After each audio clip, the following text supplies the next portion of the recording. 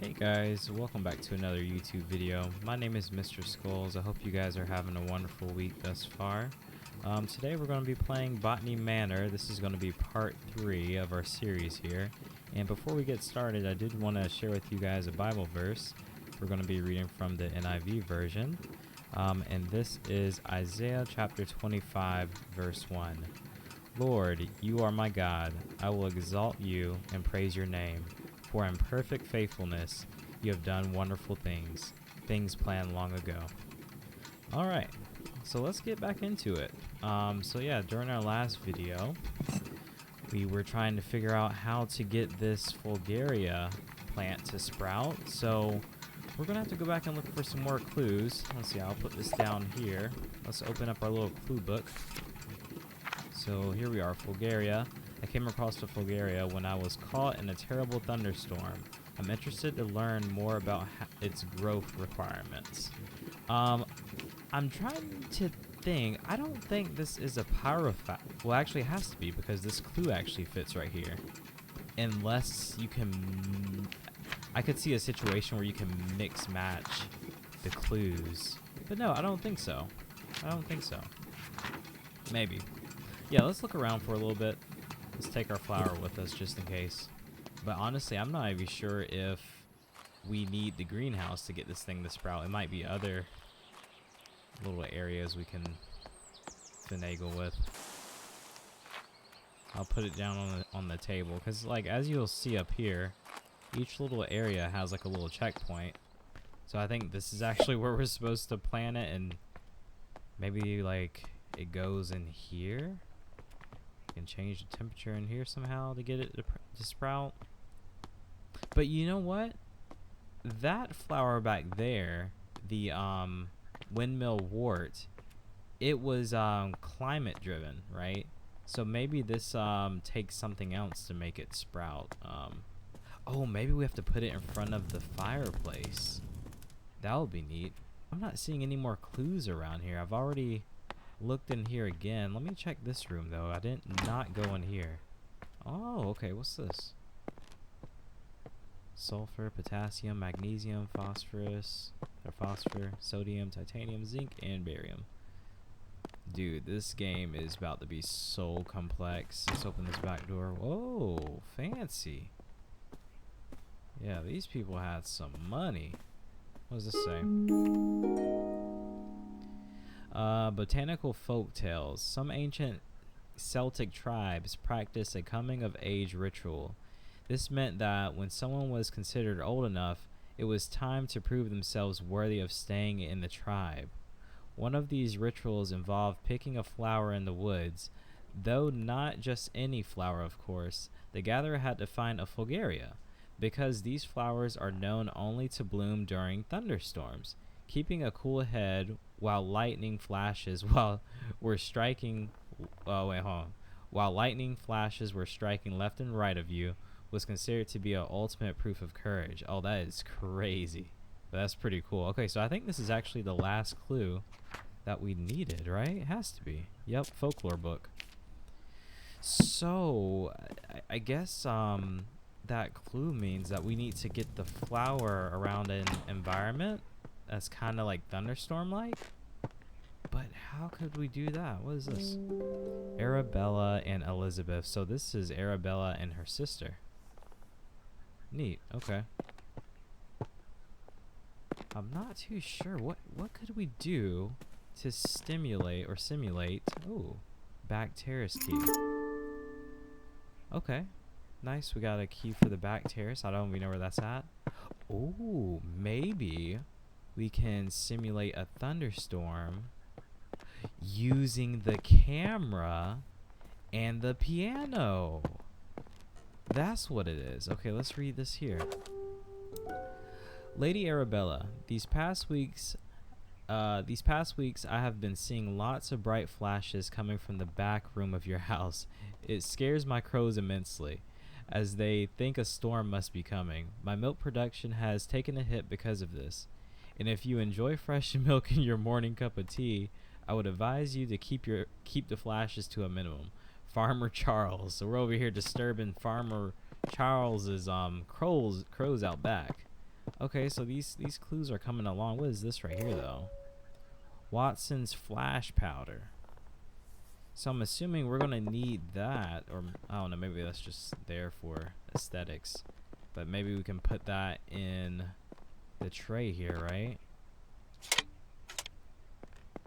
Take picture. Yeah, okay. Let's go back and get our flour, dude.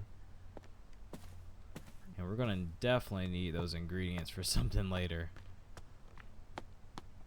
Okay, nice. We got our flour. Did I water? I think I did water this.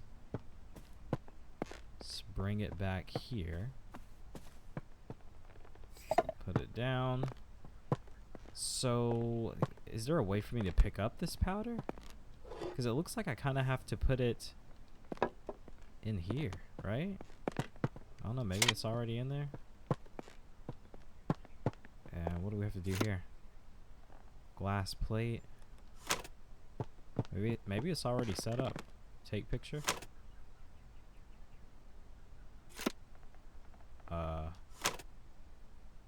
It ain't do none.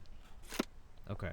So we're gonna keep our flour there. We just need to figure out exactly how to set this up. You would think that I could pick up this gunpowder, or let's see. Okay, nice little achievement unlocked.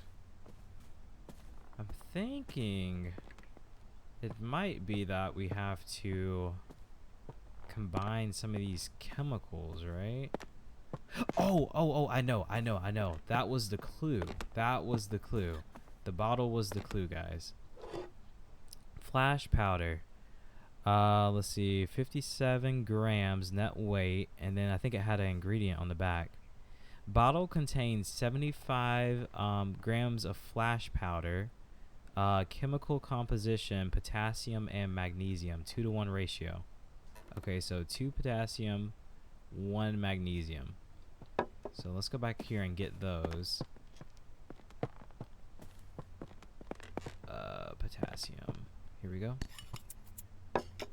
And it's at 2-to-1. So 2 potassium and 1 magnesium. And I guess, where do I take this? That's the disposal.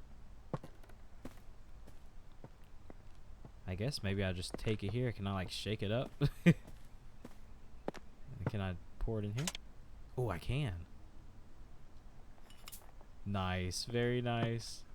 Okay. And get ready for your picture to be taken. Say cheese. Alright. That like totally didn't. Oh, I think I have to close it back, right? Is that what it was? Can I get this thing out of my hand? That would be nice. Oh my gosh. What did I just do? I think I just made the powder disappear. Oh my, 2 potassium. 1 magnesium. Okay, let's try this again. There we go. Then I guess let me put this down. Can I put? Oh, okay. There we go. We'll put that down there. And then I think we have to close it back. There we go. Okay. Now this should work. Alright. Say cheese. Nice. Hey! Well, would you look at that? Fulguria. Nicely bloomed, I'd say. The Fulguria only, I'm saying that totally wrong, by the way, forgive me, only grows during thunderstorms where the flashes of lightning provide the bright light the flower needs to bloom. Because of its dangerous growing conditions, not many people have witnessed its beauty, but we have. Very nice. Okay, that's 2 flowers down. This game is so fun. I thought, one suggestion I do have for them, they should have made it so you have to like time it, right? So it'd be cool if you had to put the plant here, right? And then maybe you play like a crazy thunderstorm like note on the piano, and then you have to hurry up and run here and then flash the picture. Maybe that would have been too complex, I don't know, but I think it would have been pretty cool. Nice, that looks pretty good right there. All right, cool. And yeah, let's explore a little bit more. Was there anything else this way? No, I think that was it. So I'm thinking that it's kind of like, oh, you know what? The back terrace is now unlocked because I have this key. So let's go back here. Let's unlock this. Oh no, this is nice.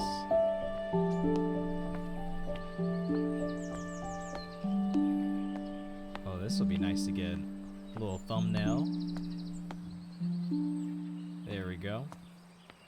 It's gonna be a nice thumbnail. Oh, let's read this really quick. Seed log, a summary of seeds I've gathered this year and the location I found them at. So cow parsley, Blackdown Hills, poppy, Cheddar Gorge, buttercups, Stewart Marshes, ash plume, Wisman's Wood, wood anemone. You guys have to forgive my pronunciation. Halford Combe. I'm gonna let you guys read the rest of that. But we do have our next seed here. Ash plume. This might be a tough case to crack. Okay, so these flowers are gonna get harder to solve, these little puzzles here. But we do have 2 clues already. We have a letter from the farmer, which was a clue, and the flash powder bottle, which was also a clue. So let's look around here. Formal garden. So what's this way? Another note. My dear friend Arabella, a friend of mine visited the Americas and brought back a pair of fabulous gray squirrels. They are the latest trend in gardening decoration. All of my neighbors have sent for them as well. It was a great investment. The 2 squirrels have now started a big family, and my family garden is full of the darling little critters. One thing I did notice is that I haven't seen a red squirrel in my garden for some time now. How odd. You must visit soon and see the squirrels for yourself. Ever yours, Grace. Okay, so we have another friend named Grace. She has some squirrels in her backyard that have gone missing. Let's take a look down here. Wow, this property is beautiful.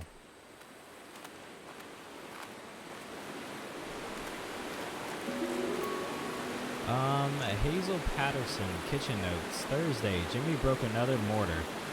That boy really needs to learn how to grind spices without breaking down my kitchen. Lady Arabella may not be best pleased with me asking for a new one. The last mortar took years to be sorted. She is so scatterbrained, always off on her fancy research trips. Oh my goodness. Let's see, shopping list. Flour, eggs, milk, leeks, potatoes, and carrots. Okay, let's grab this key. What is this for? This is for the kitchen. Okay, I think I saw that back inside. Oh, and this is the next seed station. So let's go ahead and plant this. We do have the seed for this. Soil. Plant ash plume. Nice. And a little bit of water. And we'll leave him right there until we get the rest of these. Okay, this is locked from the other side. Neat. So there's a basement in this house. This estate is way larger than I was expecting. That's the painting room. I think the kitchen was this way. Unlock. Wow.